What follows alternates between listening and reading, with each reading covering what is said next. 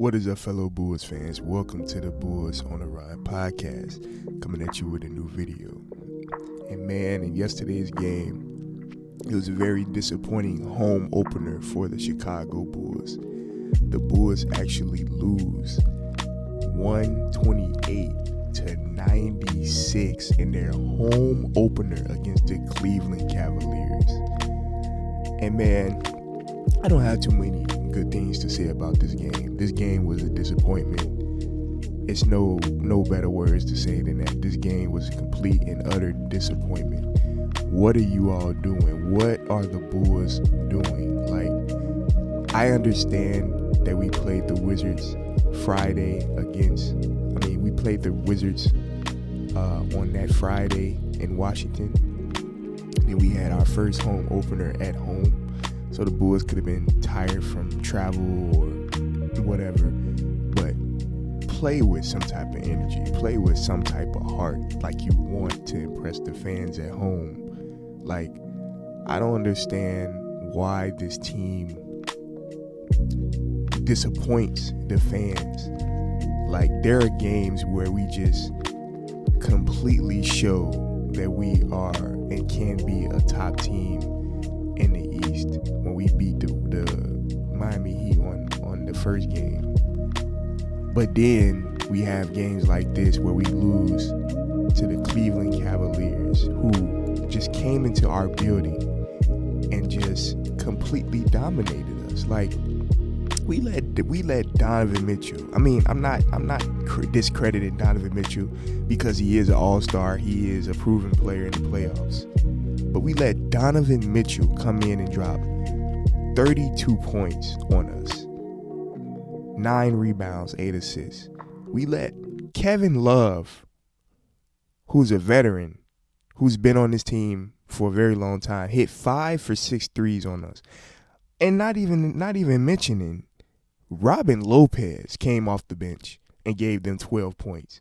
Well, he made Vucevic look like a baby in the paint. He made our big man look soft, absolutely soft.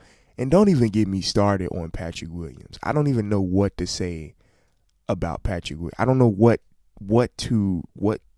positive thing to say about Patrick Williams, because the way he is playing, I understand why Bulls fans are calling him a bust. I understand why Bulls fans are very low on Patrick Williams right now. Because when he plays, when he's in the game, he plays very timid. He plays like he just sits in the corner. He don't demand the ball. When he get the ball, he don't attack his defender. It could be times where there's a mismatch on him, and he just completely just throw the ball away. He don't even try to get the ball and move the ball and do whatever with the ball. He literally just sits there with the ball. And there was moments where he could have attacked his man. He could have created a better shot. He could have been more aggressive with the ball. Where is the Patrick Williams that we saw in that preseason game against the Bucks? Where he was, I understand that he was playing with a bunch of role players and he was the best option on the team. And he was playing against the Bucks, who had a bunch of role players in. But where was that aggressiveness last night? Where was that aggressiveness? Excuse me. Where was that aggressiveness? Why are you are 6'8". You're built like a linebacker. You are not just some 6'3", 6'2" player. Even there's some 6'3" players, 6'2" players in this league that plays more aggressive than Patrick Williams. Plays with more heart than Patrick Williams. When he sits out and on the floor, when he sits out there on the floor, I really would like to see him get benched next game. I'm just being honest right now. My tone may have changed from my previous videos, because it's very disappointing what I'm seeing from this Bulls team. Because even in the game, all 3 games that we played this season, we were actually losing in the first. We lost the first quarter battle. We let the teams come out and just shoot our lights out. In the first game, we let Tyler Hero and Jimmy Butler come out and dominate us in the first quarter. Then the second game, we allowed Kyle Kuzma to come in and drop buckets on us. We allowed Bradley Beal, who had a slow start in the beginning, but we allowed him to come out and have a big game on us. And in last night's game, we allowed Donovan Mitchell to come out strong, Evan Mobley and Jared Allen to come out and dominate us on the fast break, pushing the pace, being more aggressive on this team. What more do we have to see from the Chicago Bulls? Because my claim that I had in the beginning of the season is starting to seem very clear. It's starting to make a lot of sense that this team may end up being a play-in team, because we're getting 30-piece to the Cleveland Cavaliers. Like I said, I'm not discrediting the talent that Cleveland have, but I understand you're tired, but if this is the home opener, this is the first game, this is the game that sets the tone for the home court. This is the game that sets the tone throughout the season, that you can't mess with me on my home court. And you allow this Cleveland team to come in here and wipe the floor with us. Wipe the floor with us on our home court. It is very disappointing. It makes me mad as a Bulls fan, because now we got one day off, and then tomorrow we go against the Celtics, who, by the way, is 3-0 to start the season with a new coach, because their main coach is out for the season. But Boston is not a scrub. Boston is the way they're looking like the best team in the East. So what's next? Will we see Boston come in on our home court tomorrow and wipe the floor with us? Or will we play with more energy? Will we play like we need the ball? That we need to win. There was times in this game where I understand that Zach Lavine, I didn't mention Zach Lavine in the beginning, because Zach Lavine, he did have a good game. He did come in aggressive. He did look like the knee is not bothering him at all. He did look like he is working out and he has improved and he's aggressive. There was times where we actually fought our way back all the way up to about 10 points.